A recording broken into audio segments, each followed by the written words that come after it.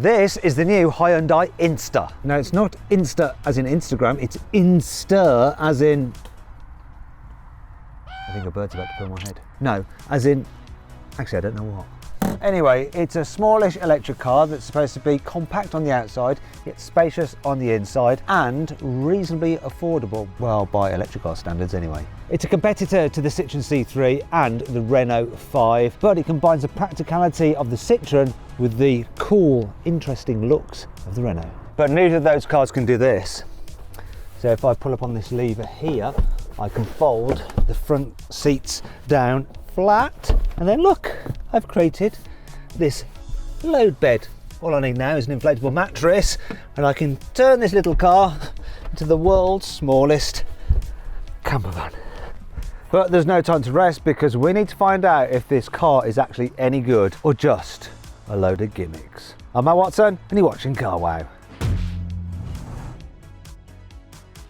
The Inster is quite a distinctive looking car. Unfortunately, the one I have here is in black. It looks way more interesting in any other colour. Look at this. See what I mean? Now here at the front, it's quite unique. So turn the headlights on so you can see the headlights. There's your daytime running lights. There's your main headlamp. So you might be wondering what the heck these bits are for. So put on the hazard lights. It's the indicators and hazard lights. It's interesting. You can turn those off now. So you might also be wondering what this is. Is it like part of the ADAS radar system? No, look, it is in fact the charging port cover. I'm not sure whether I like it there. Other than that though, it's quite a cute looking car, isn't it? Do you know what, from the side, I'm getting vibes of the Suzuki Ignis, just slightly more inflated. Speaking of which, you have these bulbous wheel arches, which I kind of like. I'm less keen on the fact that the entry-level version just comes with 15-inch alloy wheels. Then the next level up, the 2, which this car is, then jumps to 17-inch alloys. These are much nicer, and they're diamond cut as well. Now, the entry-level car doesn't have the roof bars. You'll need the 2 if you want these, and they suit the car.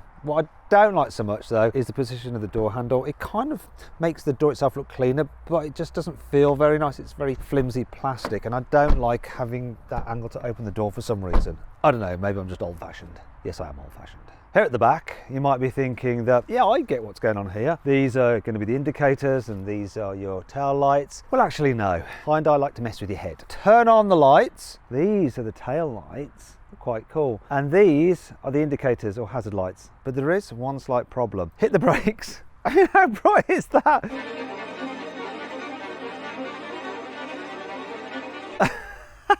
People behind will have no doubt that you are slowing down. In fact, it might scare them with that. Now, one thing I should point out is depending on which version of the Inster you go for, you can have slightly different bumper design. So this being the 2 has this bumper design, but there's a range-stopping version called the Cross, which has a more rugged look to it. Now, in terms of pricing, the entry-level Inster starts from £23,500. This level 2 with the larger battery and bigger motor is around £27,000, and the very range-stopping car will cost from just under £30,000. However, at the moment you can save an average of £500 off the Inster, even though it's brand new through CarWow. Now you can actually save £1,000 off a Citroën C3, which makes that car more affordable. So, does this feel more expensive on the inside? Let's find out. In some ways, there's a hint of the 1990s about this car. I don't know if it's just the extensive use of brittle plastics and the way some things look. Just no damping on that.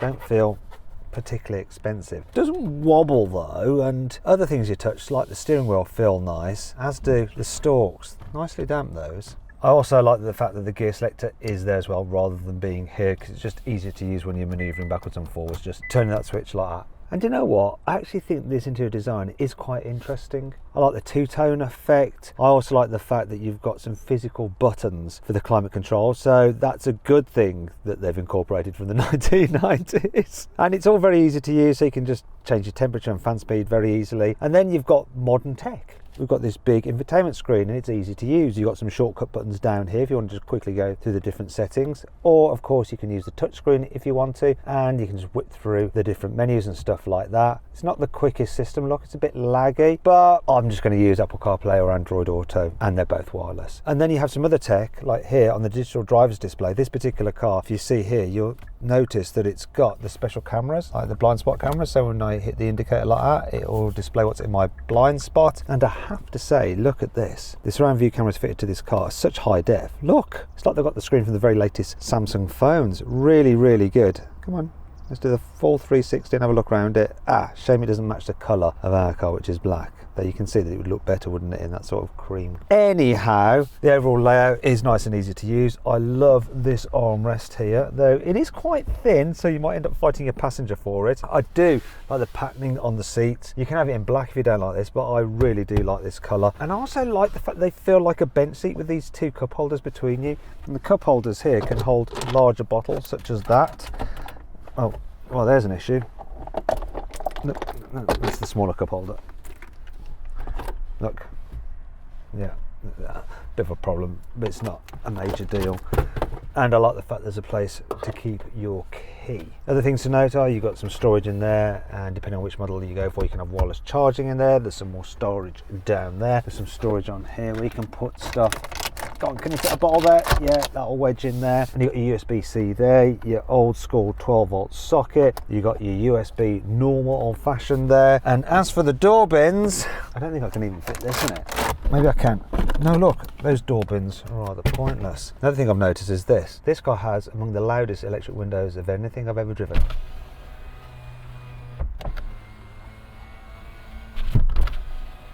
It's like some kind of alien spacecraft landing. It's a bit bizarre because the electric windows on Hyundai's new Santa Fe are just super quiet. So they can do it if they want to. Now, this particular car has the optional sunroof, which you'll only get on the range topping version of this vehicle. And look, you can open it, which is always nice. Another option fitted to this particular car is the 240 power outlet there, which is handy if you want to plug your microwave into the car. What's less nice are these things like just dangling from the headlining. These are all your sensors and stuff like that, but they could have like covered them up in some kind of pod. Also, this has got to be the widest rearview mirror I have ever seen. Look how wide that is. But it does give you a good view out the back window, so I shouldn't really complain. Also, these are some of the biggest sun visors I've ever seen, and one of the biggest vanity mirrors. Where's the light? It's there. Don't worry, when you put it up like that, automatically flicks the switch off. I can't complain about the seating position either, so there's plenty of adjustment in it. I love the way this part moves as well, and there's enough adjustment in the steering wheel. Where are you? There. Speaking of which, a lot of your functions are controlled here through the steering wheel, like so you can just slide through all your different menus, so on and so forth, and your different screens on there and on there, and you've got your cruise control system on there as well. It's standard on every single model, plus your drive mode is there. And while you have 4 different modes which can alter the car's throttle response, really most of the time you're just going to drive it in normal. That's how I'm going to drive it. No point bothering with the others. Maybe snow if it's snowing, because it will just kind of help you get moving in low grip conditions. Anyway, while it feels nice and spacious here in the front, what is this car like in the back seats? Unfortunately, space in the back of the Inster is rather tight. Look, knee room is even worse than in the Renault 5. Actually, I'm joking, because watch this. Hell yeah. And then this. That's amazing. It's like a limousine. I mean, it helps you've got this flat floor, so there's plenty of space for your feet. Look, I can even put my foot over there. This is so comfortable. Wow. Unfortunately, these sliding recliner seats aren't available on the entry-level car, so I think this is reason alone to step up to the Grade 2 version, which is what this car is. Let me just check one more thing. Look, rear windows go all the way down. I'm loving it in the back of this. Also, you see these panels here with like these like big headed screws. Apparently you can remove these panels and put different coloured ones there, or fit storage units, which you might need, because look, once again, door bins in the back are rubbish and there's no storage on the seat backs. So if you look at this bit here, you can apparently fit some other bits and pieces to the back of this car. I think you can actually fit a picnic table. I wonder if you can get one for the driver. Probably can. I'm not sure. More will be revealed later. This is actually a pre-production car, so it hasn't got all the bits and pieces fitted to it, but wow. Look at this. Oh, and of course, look, you've got your ISOFIX anchor points in there, look. One thing to note, though, is that this car is a strict 2-seater in the back. You can't fit 3 in the back at once. Anyway, let's check out the boot, because I think I've just ruined boot capacity by pushing these seats all the way back. So, with the seats pushed back, the boot capacity is 240 litres, which isn't loads, and that does include this space under here, which is perfect for keeping your charging cables. However, James, can you do us a favour and just slide the seats forward, because if you put the seats in their upright position and then we push them forwards like that, the boot capacity then becomes 350 litres. Look at that. That's really quite spacious. Now, if you have the car without the sliding seats, the boot capacity is 280 litres. What I'm going to do now, though, is just fold the seats down. Show you how easy it is. I'll just take these out so they don't snag on the seat in front. Snap them into place, and look, then we have a nice flat load bay, and you can see that you have these little covers here which hide that little gap there, so when you're pushing things to the front they don't slide down there. Also, probably notice there's not much of a load lip either, so it's quite practical. But is there some more storage up front? After all, this is an electric car. Let's have a look. Oh no, there is no storage space under there. Anyway, that does bring me on to the different motor and battery choices available on this car. So rather than me tell you, here's some graphics to do the work for me. First thing I'm noticing while driving this car is the fact that you get a little bit of wind noise from this, and over rougher surfaces you do notice some tyre noise as well. Maybe it could do with a little bit more sound insulation. Like even on this slightly smoother surface I'm still getting quite a bit of road noise. It's not terrible by any stretch of the imagination, it's just there. In terms of the suspension, it sort of has a nice softy feel to it, but occasionally when you hit some kind of like rougher bumps in the road and stuff like that, or smaller imperfections, you can feel it just like jiggle a bit. I think that's because at the rear it has quite an unsophisticated torsion beam suspension rather than an independent setup. That means that some of the jolts do get transmitted through into the cabin a little bit more, so you feel them through your bottom. But other than that, my bottom is fine in this car. The seats are quite nice, they don't really hug you, but they're comfy to sit on. Visibility is good. Beautiful view forward, huge windscreen, relatively low dash, square corners to the car. View at the back window is good as well, huge door mirrors. These create a bit of a blind spot, but it's not terrible. And when you look out over your shoulder, the back windows are big, but there is a blind spot in the rear quarters of the car. So when you're pulling out like filter junctions, they do block your view somewhat, which is a shame. Doesn't matter though if you have the top of the range car, because then you have this feature here, where when you put the indicator on, you can see in your blind spot. So that's a reason to get the top spec car. The other models don't have that. It's a great feature, to tell you the truth.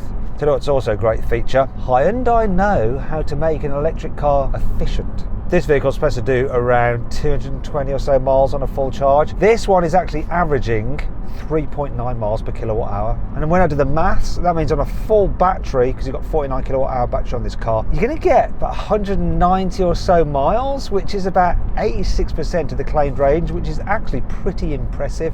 Tell you what's also impressive, the cruise control. So I've got the automatic cruise control on, it's going to steer to keep me in lane, it'll keep me a safe distance to the car in front, and I don't really have to do anything, it'll just do it all for me. Look. Got